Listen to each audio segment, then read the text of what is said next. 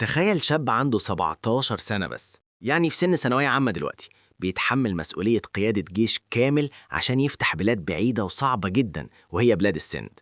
بطلنا ما كانش مجرد شاب طموح، ده كان عبقرية عسكرية سابقة سنه بمراحل.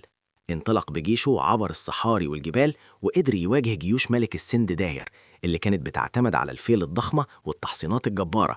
بطلنا ده ما كانش بيفتح البلاد بالمنجنيق والسيف وبس، ده كان بيفتحها بأخلاقه. كان بيعامل أهل البلاد اللي بيفتحها بمنتهى العدل والرحمة، لدرجة إن الهنود والسنديين نفسهم حبوه وبكوا لما ساب بلادهم، وبعضهم رسم له صور على جدران معابدهم من كتر عدله. قدر يفتح مدينة الديبل والمنصورة ووصل لحد مدينة الملتان العظيمة، ورفرف علم الإسلام في قلب شبه القارة الهندية بسببه.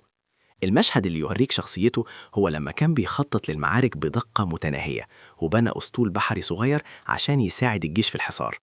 بطلنا أثبت إن القيادة مش بالسن، لكن بالعقل والعزيمة والإخلاص.